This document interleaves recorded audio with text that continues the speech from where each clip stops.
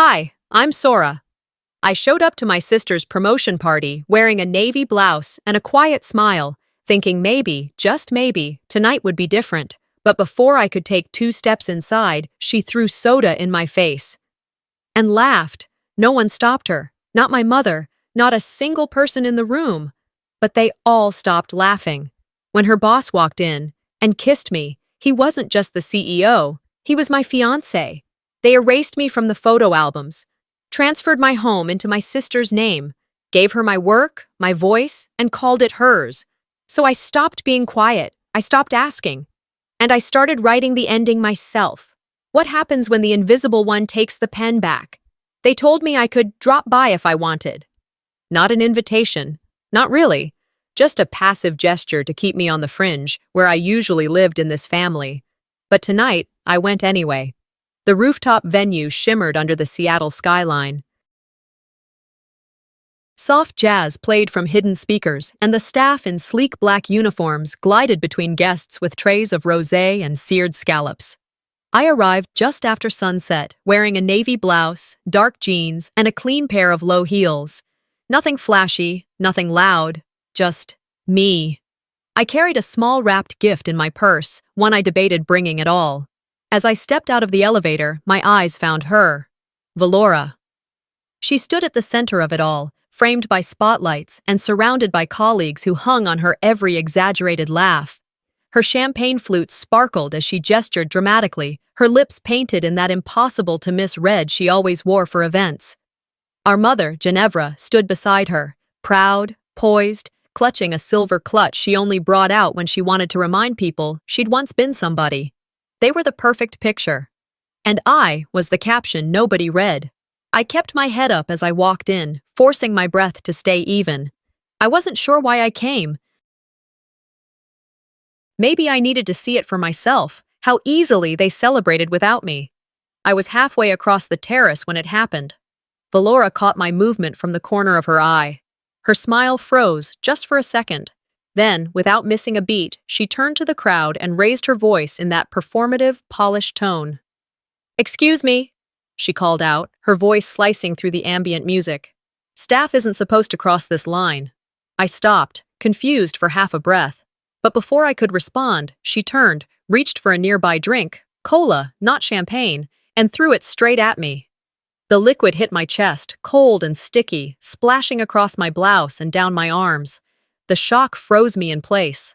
My fingers curled instinctively, but I didn't flinch.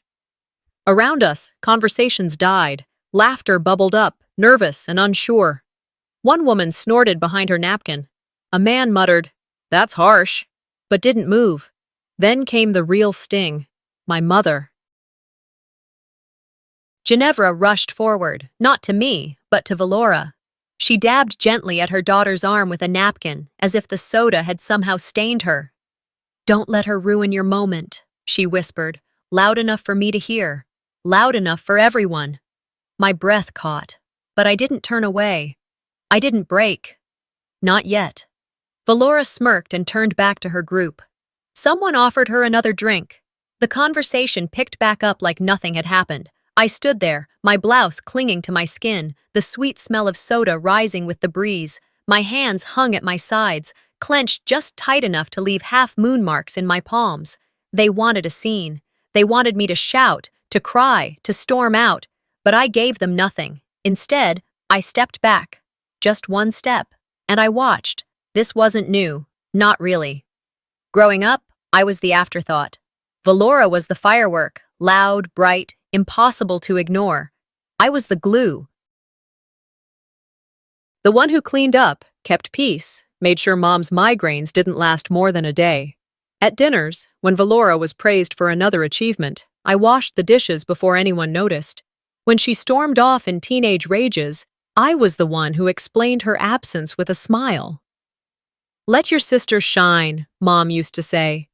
"You're the calm one." That sentence had been branded into my ribs since high school. Tonight was just a louder version of what had always been quiet. Around me, the crowd settled into conversation again. Someone turned the music up slightly. A waiter passed by without looking at me. But something shifted. I felt it before I saw it. A rustling among the guests. heads turning, voices dropping. Then a whisper close enough to catch. Isn't that the new CEO? And then I saw him. Damon. He stepped out from the far elevator, dressed in charcoal, no tie, sleeves rolled once at the cuff. He looked like he belonged in this world, but his eyes weren't on the skyline, or the people, or the stage. They were on me. Locked in. Steady. And utterly unchanged. He didn't flinch. He didn't look confused or embarrassed. He saw me, standing drenched in soda and shame, and he didn't waver. My heart didn't race. It slowed. And in that stillness, with the room holding its breath, I understood something with terrifying clarity. This wasn't just my humiliation. This was my moment, too. The moment our eyes met, the noise around us vanished, like someone had muted the entire rooftop. Damon walked toward me, steady as always, the same calm expression he wore during boardroom wars or late-night talks on my couch.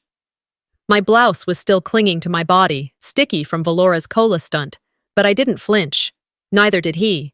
He stopped just a few feet away. Didn't ask if I was okay. Didn't ask what happened. Instead, he reached into his coat pocket and pulled out a neatly folded napkin. He held it out without a word. The crowd had begun to part like we were in the middle of a movie set.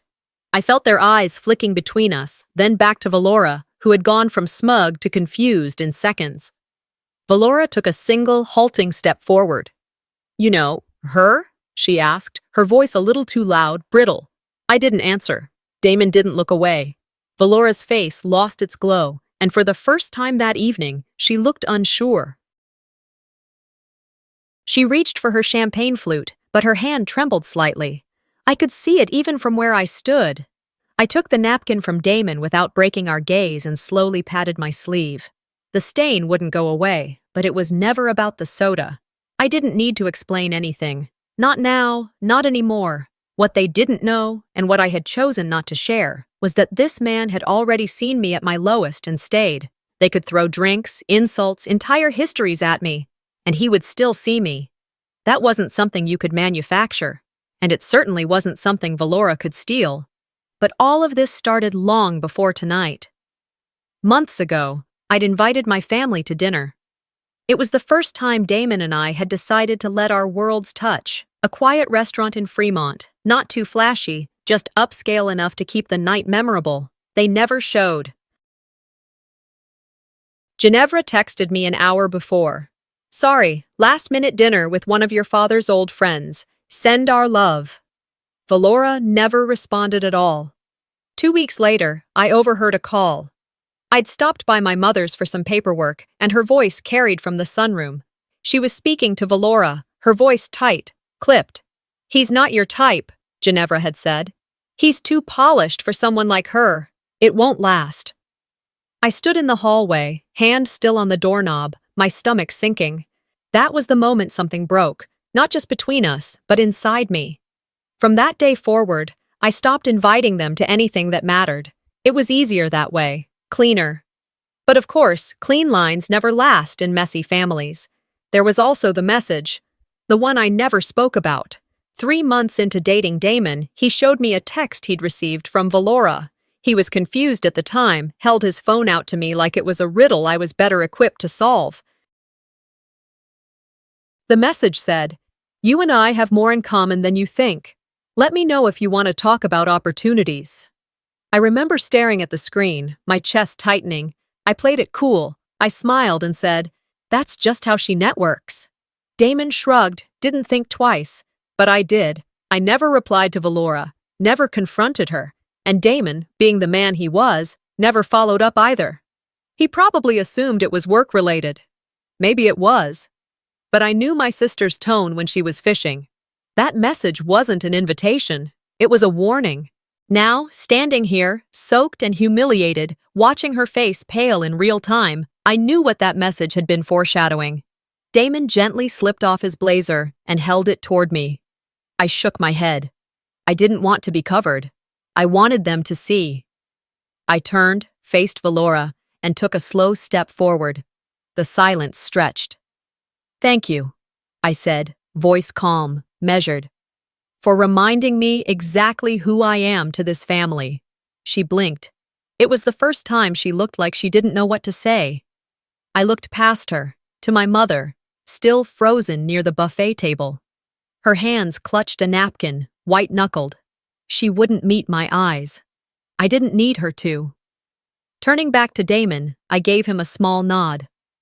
He didn't say anything, just watched, trusted me to handle it. Behind me, the whispers began again. Someone pulled out a phone. I caught the glint of a camera lens, a low shutter sound, the click of keys being pressed too fast. Maybe they thought this would be a scandal. Maybe they thought it was drama worth gossip. Let them talk. I walked across the terrace, each step deliberate, unhurried.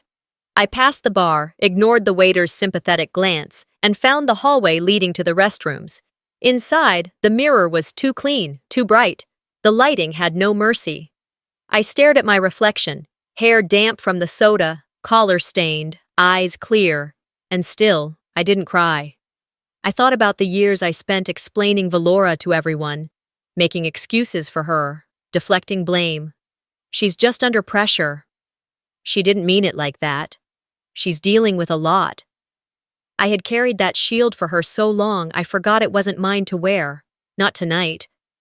My phone buzzed. A message from Damon. It read, "When you're ready to leave, I'm outside." I typed back, 10 minutes. Then I stood there, letting the noise from the party drift in through the cracks of the restroom door. I wasn't angry. I wasn't ashamed. I was awake. And this time, I wasn't going back to sleep. I didn't sleep that night.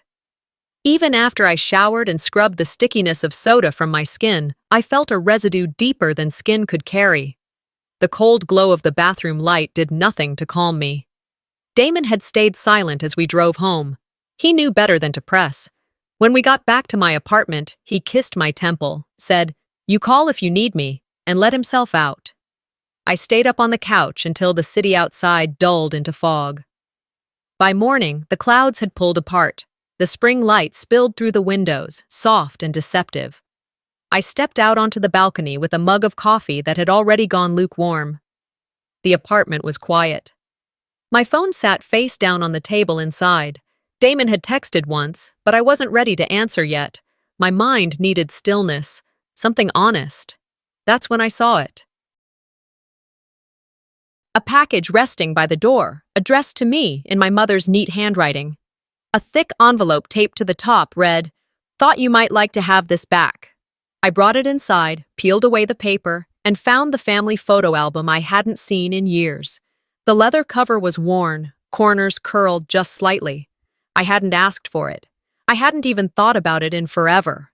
I set my mug down, pulled the album into my lap, and flipped open the first page.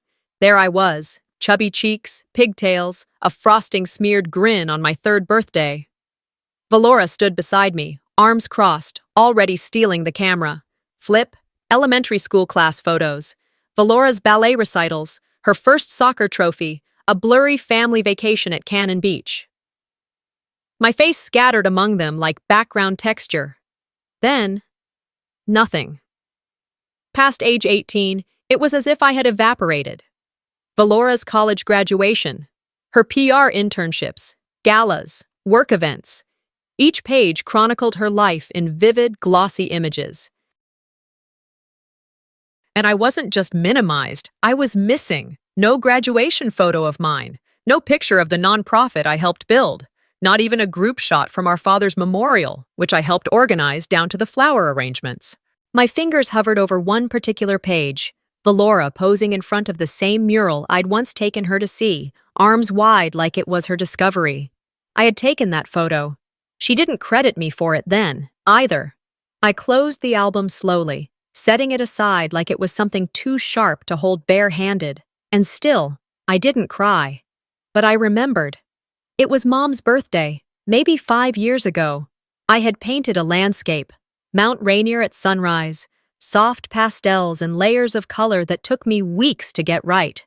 I hadn't painted in years, not since school, but I wanted to give her something personal. Valora showed up late. No gift in hand, as usual.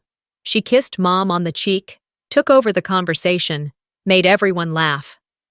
When Mom opened my wrapped canvas, her brows lifted with surprise. "Oh," she said, tracing the edge with her fingers. "This must be Valora's taste. So elegant." Valora glanced at me, then smiled. "It's one of my favorites." And that was it. No correction, no acknowledgement, not even a pause. Everyone clapped. Valora beamed. And I sat across the room, smiling too hard, sipping wine I didn't want. That night, when I told Damon about it, he paused and said, "She probably didn't mean it." I didn't respond. I just folded the memory, like the napkin in my lap, and tucked it where I kept the rest. That was the first time I felt erased in my own home. This morning, the memory didn't sting as much as it used to. It felt distant, like something I had survived instead of endured. I stood, tossed the coffee, and started my day. Later that afternoon, Damon dropped by. He didn't ask to come in, just knocked twice, then waited. I opened the door and stepped aside. He held up his phone. "They're talking," he said gently. "The clip's spreading." I didn't have to ask which clip. Someone had caught the soda moment, the splash, the gasp, the way my mother wiped Valora's arm instead of helping me. It was now circulating in a niche PR gossip group. Damon showed me the screen, a thread. "Seattle's PR darling or drama queen?" I stared for a moment, then handed the phone back. "I figured this might happen," I said. "Let them talk." He studied me. "You sure you don't want to say something?" "If I speak now," I said quietly, "they'll think I'm lashing out. Bitter. Angry. That I'm trying to ruin her." He nodded. "So what's the plan?" I stepped past him, walked to my desk, and opened the bottom drawer. Inside was a file I hadn't touched in months. Early project drafts, emails, brainstorm notes with my initials on every page. Slides Valora had used word for word in her campaign proposals. She had removed my name, but the structure was mine. I placed them in a red folder. It looked out of place against the pale wood of my desk, but it felt right. "I'm not going to tell them," I said. "I'm going to show them." Damon's mouth curved slightly, not quite a smile, more like approval. "Just know," he said, "the storm's coming closer." "Good," I replied. "I'm not afraid of weather anymore." That night, I sat down at the kitchen counter and opened my laptop. I composed an email to HR, requesting a transfer to the Internal Strategy Division. Not because I wanted to disappear, but because I needed space to move, to build something without eyes watching me through Valora-shaped lenses. After I hit send, I turned back to the folder. I added a few more pieces, screenshots of group messages where I'd shared early concepts, a budget breakdown I had constructed from scratch, a photo of the whiteboard we used when brainstorming, my handwriting in red marker beside her blue. When it was full, I closed the folder and set it beside the front door, not for use yet, but ready. Around midnight, a notification blinked across my screen. Calendar invite, Valora Ashby, campaign celebration event. It was sent to the full staff list. Her face, perfectly edited, stared out from the flyer. Leading with vision. I stared at the image. They forgot me in the album. Let's see if they forget what I built. The invite wasn't addressed to me. It came through a forwarded email from a junior co-worker who assumed I was already looped in. "You probably already saw this," she wrote, not realizing she was the first to mention it. The subject line read, "Valora Ashby, campaign celebration event." The date? A week from the day she soaked me in soda. It didn't surprise me, not anymore. When the night came, Damon and I arrived together, this time as guests on the official list, thanks to his position, not mine.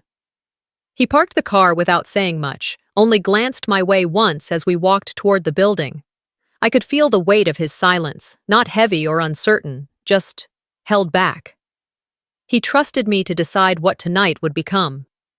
The venue was downtown, a sleek industrial-style PR space lined with tall windows and curated lighting that made everyone's skin look flawless. The moment I stepped in, I felt the déjà vu wash over me. The decor, the color palette, the typography on the wall graphics, even the layout of the seating zones was all too familiar. A few months back, I'd sketched something similar during a conversation with Valora in her apartment. I remembered that day well. We'd been sipping wine, and I'd doodled on a napkin saying, "What if your launch party had a mirror theme? Something about reflecting power back to the public." She nodded like she was half listening. Apparently, she was listening just enough. I didn't say a word to Damon, but I caught the moment he noticed too. His brow furrowed slightly. Just enough for me to know we were aligned.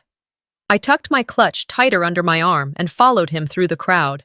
Inside, the energy buzzed with curated excitement. Velvet ropes guarded nothing but imaginary VIP status. The scent of cucumber gin and catered rosemary popcorn lingered in the air. People were smiling too wide, laughing just a beat too loudly. I could tell this was Valora's favorite kind of night, a room that adored her before she even entered. She appeared 20 minutes later, descending the stairwell like some debutante in a business-casual ball gown. Her red dress sparkled under the lights, neckline sharp, heels louder than necessary. And there, gleaming on her left hand, was my ring. Or rather, the exact vintage design Damon and I had chosen together at a little antique shop in Port Townsend. It had taken weeks of back and forth, emails with the seller, resizing. Damon had tucked it away, waiting for the right time. I hadn't even told my mother. Valora couldn't have known, unless... I glanced at Damon. He saw it too. Ginevra beelined toward the stage and kissed Valora's cheek, beaming. "I knew you had excellent taste," she said, her voice carrying. "Classic, just like you." Valora held out her hand proudly, letting the ring catch the light. She turned to the crowd, laughing. "I guess I just have a sixth sense for what shines," she quipped. I stood near the edge of the room, my wine glass suddenly too cold in my hand. My grip tightened slightly. Damon leaned toward me. "You okay?" he murmured. "Fine," I said. "Let's just make it through the speech." When Valora took the mic, she began with a carefully rehearsed joke, then launched into a monologue about leadership, legacy, and self-made women. She name-dropped herself more than once. And when you build your own platform, no one can knock you off it. I took a step back, out of the crowd's view, into the hallway that led to the restrooms and staff corridor. Damon stayed where he was. He knew when to hold the line. I found her near the green room, checking her lipstick in the mirror by the door. "Nice ring," I said. She didn't flinch, just smoothed a curl behind her ear. "Thanks. Mom gave it to me. Said it reminded her of something she saw in a magazine." I waited, gave her a chance. A moment to act human. She didn't. "If you keep building your legacy on what isn't yours," I said quietly, "it's going to crack." She turned to me fully then, one brow raised. "You always were so dramatic, Sora. It's just a ring." "No," I said, steady. "It's never just a ring." She scoffed. "God, you sound like you're in one of your charity board meetings again. You don't get to play the moral compass here." "I'm not playing anything," I said. "You stole, again, and I let it slide, again. But if you're going to wear my choices on your hand, don't act like they were yours." Her face tightened, just for a second. Then that polished smile returned. "People don't remember who drew the plans," she said, brushing imaginary lint from her dress. "They remember who cut the ribbon." I turned to leave. "You should go back to your little non-profit world," she called after me. "This one's too fast for you." Back in the event space, Damon handed me a fresh glass of water. His hand brushed mine. I didn't need comfort. I needed clarity. I slipped my hand into my purse and touched the edge of the red folder. Still there. Still ready. But not yet. I stood near the back of the room, watching Valora bask in the camera flashes, people clapping too easily. Then I heard it, soft, but cutting through the noise. "Isn't she the one from that soda video?" Another voice. "Wait, that's the sister." A third. "She looks so different in person." I didn't turn to see who said it. I didn't need to. Their voices told me enough. They saw the soda. Now let them see what comes next. By the time I arrived at the awards venue, the light had already shifted. Early evening in Seattle always carried that quiet blue hue, cooler, more somber.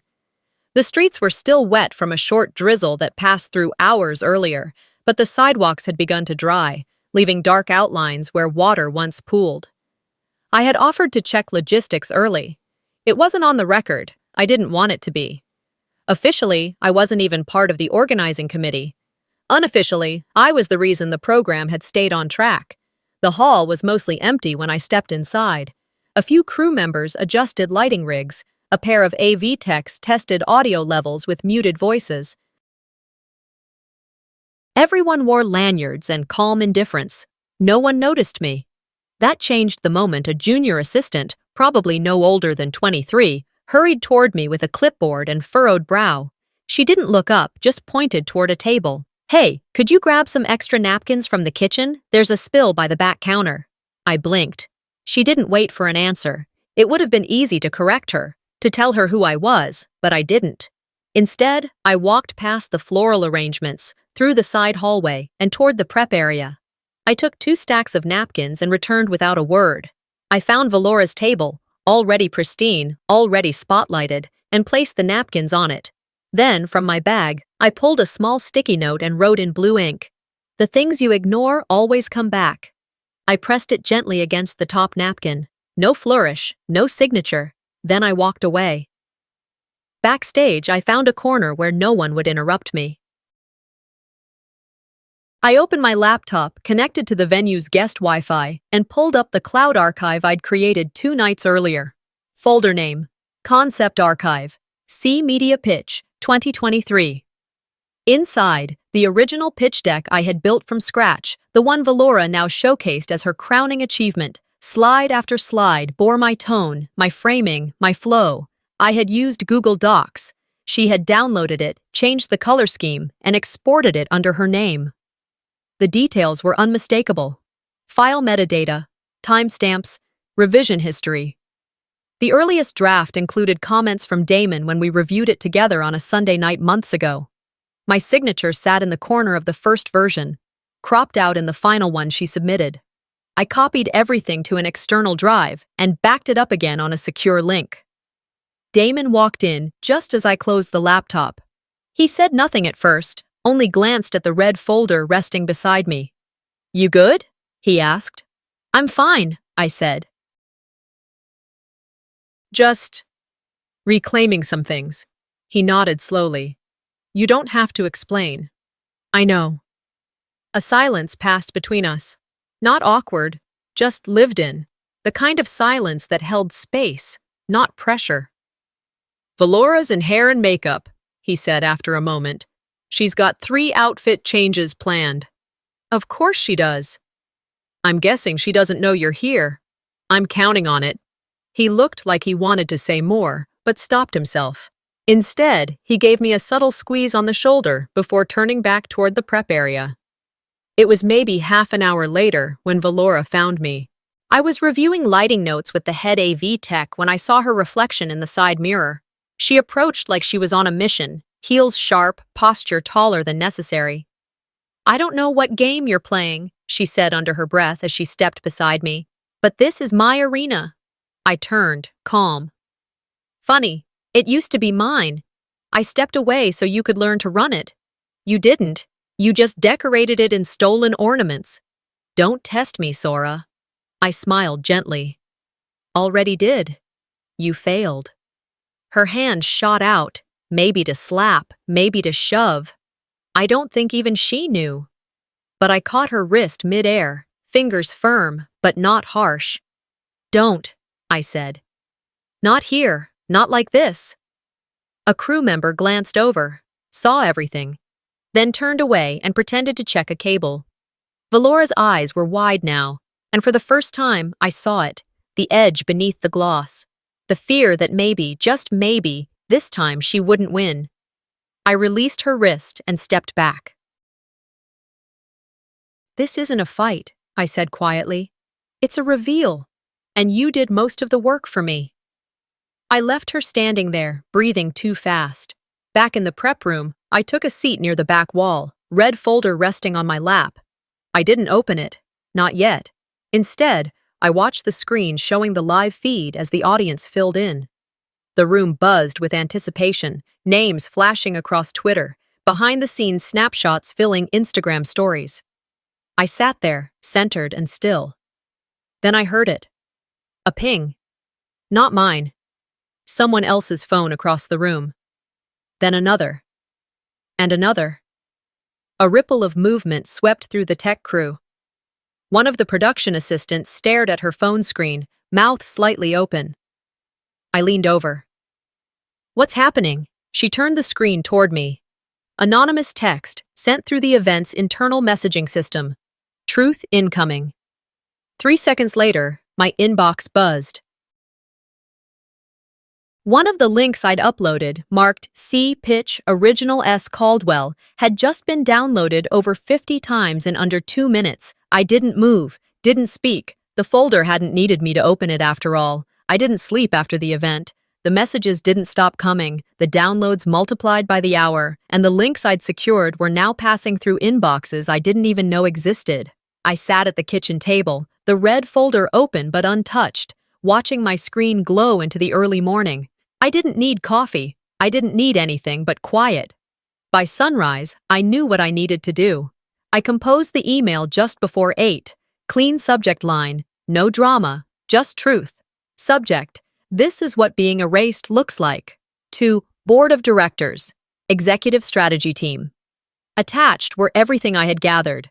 Proof of my work, timestamps, pitch notes, emails, and the final piece I'd debated, including the property deed. Not an idea, not a campaign, but a home. 3 years ago, I had purchased a small condo for Mom. Quiet part of Ballard, close to her favorite bakery. I used my own name, cash from a grant bonus I'd never bragged about. I wanted her to feel secure after Dad passed. 6 months later, the paperwork had mysteriously shifted. I'd only found out by accident when refinancing my own place, the bank flagged the ownership as transferred. To Valora, Ginevra said it was a formality, that your sister was going to help manage things. I hadn't fought it then, but I kept the original documents. I sent them all. Then I shut the laptop, slid the red folder into my tote, and got dressed. The day moved like fog. By noon, the blog post dropped. Soda Strategy, the quiet power behind Seattle's biggest PR firm. It was a microblog, nothing mainstream, but it hit the right circles. A screenshot from the soda incident led the piece captioned, "Meet the woman they tried to wash away." The article wasn't dramatic, it was surgical. It listed credits, mine, that never saw light, screenshots of project files, leadership breakdowns, Valora's name over my architecture. The comment section exploded. "Wait, that's Sora Caldwell? She built the C framework? I thought Valora created that whole campaign. This is embarrassing for them." By 3 p.m., HR had called Damon. By 5 p.m., I got the formal email from the board. "Ms. Caldwell, the executive team would like to meet with you tomorrow morning. 9:30 a.m. sharp." I didn't reply. I just showed up. The boardroom overlooked the sound. Glass walls, polished wood, tension in every corner. Damon stood near the far end, arms crossed, not speaking. He wasn't here as my partner. He was here as a silent witness. Valora sat 2 seats from the head. She looked like someone trying too hard not to sweat. I sat at the opposite end, the red folder now resting squarely in front of me. The board chair, a woman named Marjorie, cleared her throat.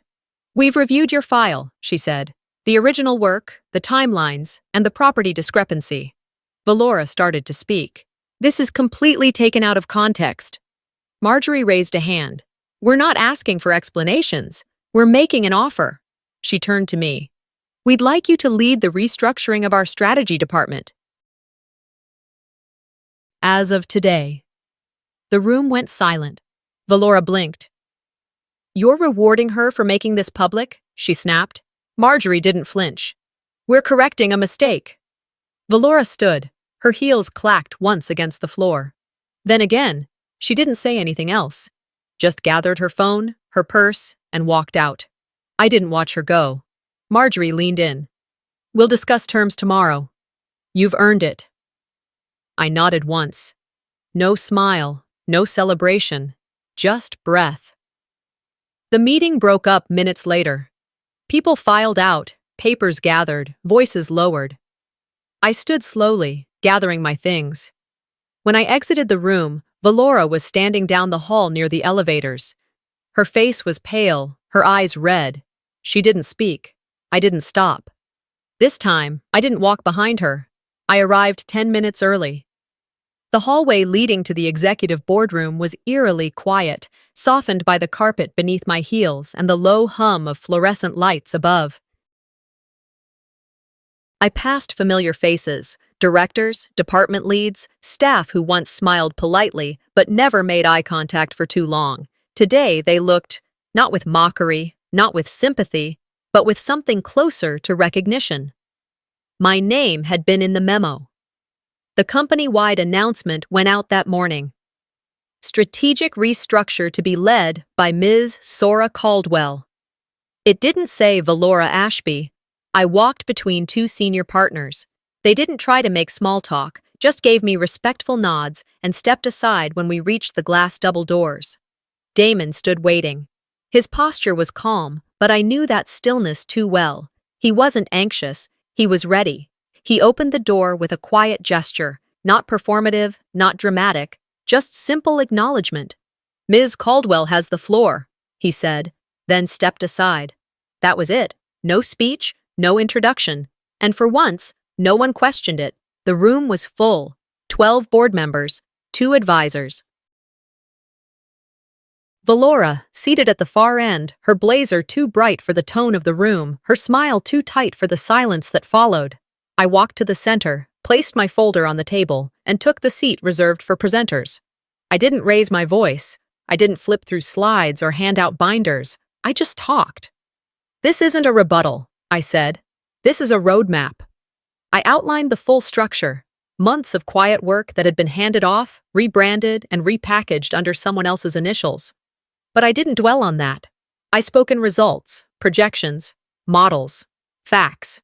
Things you couldn't spin or charm your way around. I watched their eyes shift, not with surprise, but with something worse, delayed awareness. They hadn't just overlooked me, they'd never thought to look. By the time I finished, the room felt heavier. No one clapped, no one needed to. The board chair leaned forward.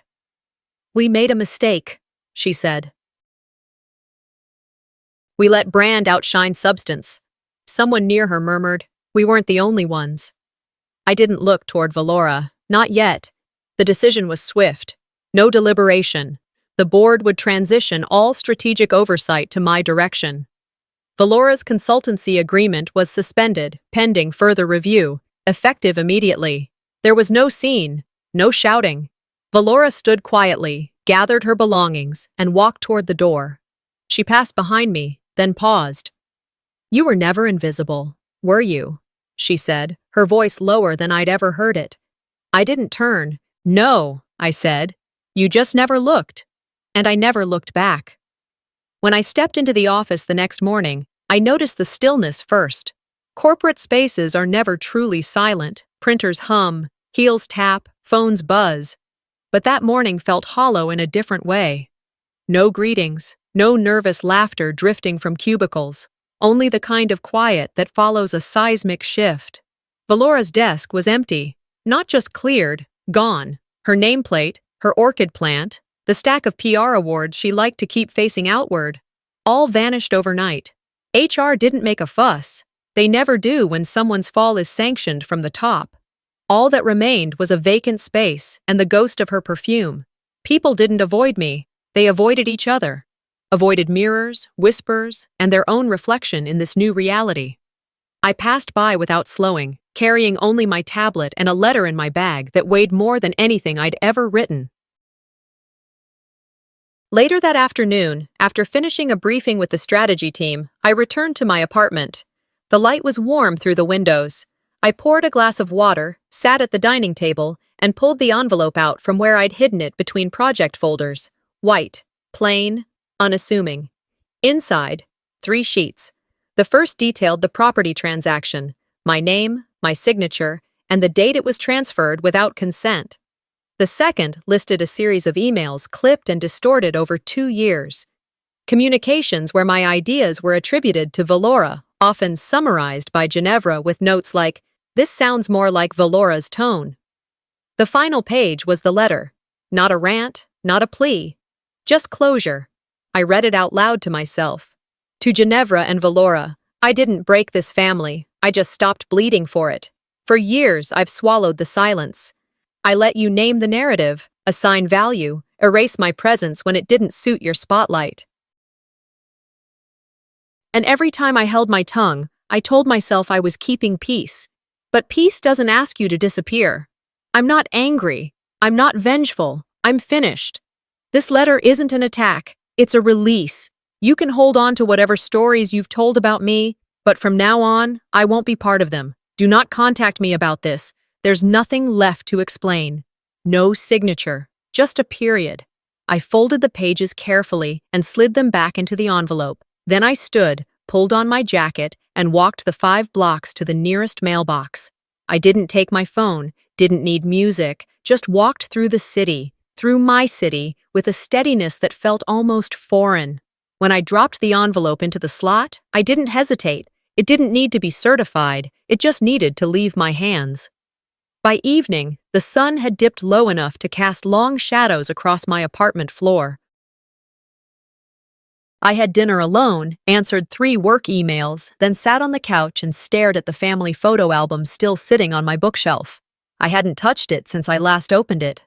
This time I pulled it down, sat cross-legged on the rug, and flipped through with deliberate pace. Valora at age 5, pouting in her Easter dress. Mom holding her at the hospital after a sprained ankle. Dad smiling with his arms around both of us, but always just a little tighter around her. The weight didn't sting as much this time. It was familiar, understood. I pulled out the stack of prints tucked in the back. Photos of me that had never made it into the pages. College graduation. My first workshop. A blurry picture of me speaking at a panel, my hands animated mid-point. I divided them into 2 piles. One, I placed in a large envelope, labeling it Community Women's Center, Media Archive. I'd volunteered there in college, and they were building a memory wall for women whose families had forgotten them. The other pile, just a single photo, I kept. It was from a summer long ago. Valora and I at the beach, maybe 8 and 11. We were barefoot, chasing waves, faces turned toward each other, not the camera. That was before she became Valora the brand. Before Mom told me, "Let your sister have this one, Sora. You're good at being invisible." I pinned the photo to my fridge, not for sentiment, not for nostalgia, for memory. Not everything had to be thrown away. Some things just had to be placed where they belong. The day I moved into my new apartment, I carried only what mattered. No cardboard boxes labeled fragile, no inherited dishes wrapped in newspaper, no framed photos, just one suitcase, my laptop, a small stack of notebooks, and a bouquet of fresh eucalyptus I picked up from the Sunday market on the way. Queen Anne wasn't far from where I used to live, but it felt like a world apart.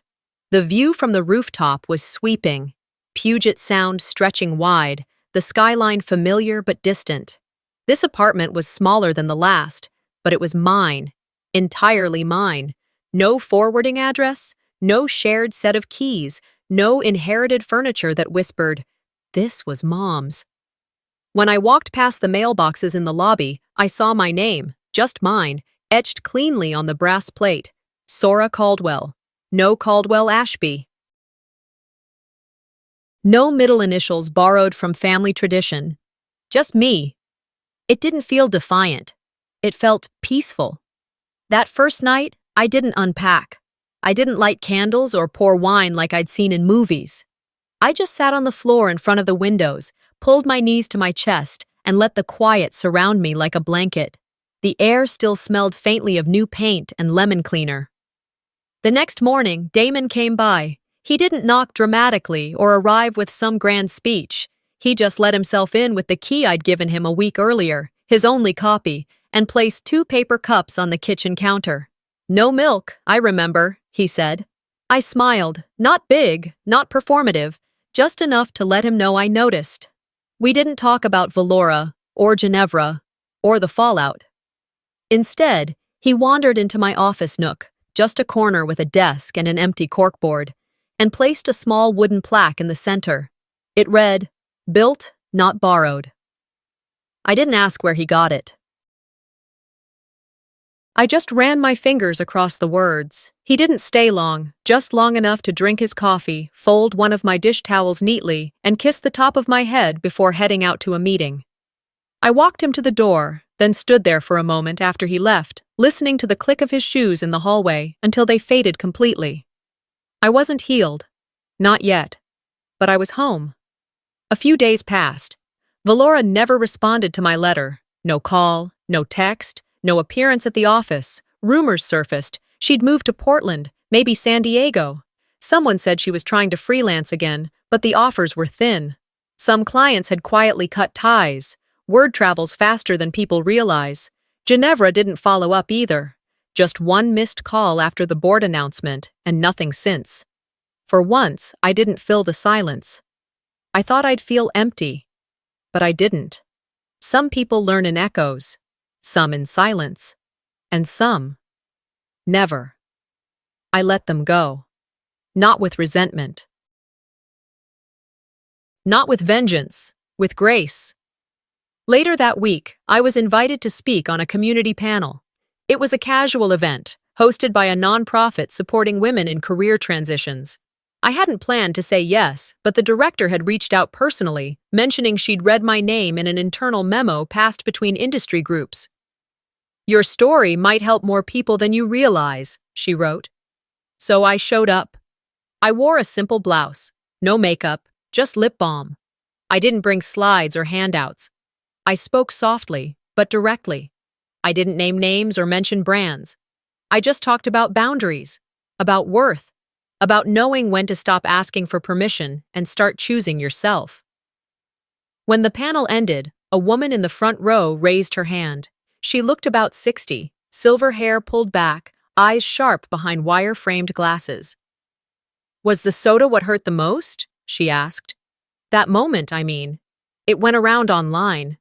I saw it." I paused, then I smiled. "No," I said. "It wasn't the soda." I looked around the room, letting the words settle.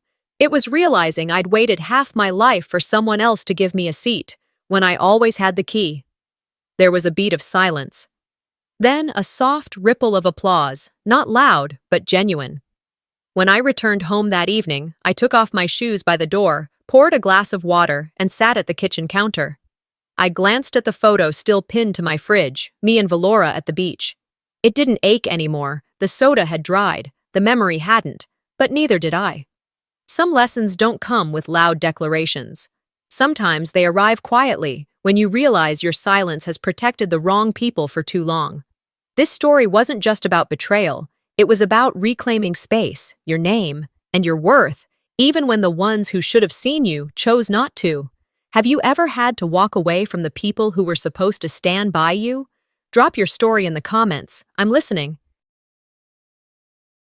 And if you connected with this family story, don't forget to subscribe for more powerful real-life stories just like this one.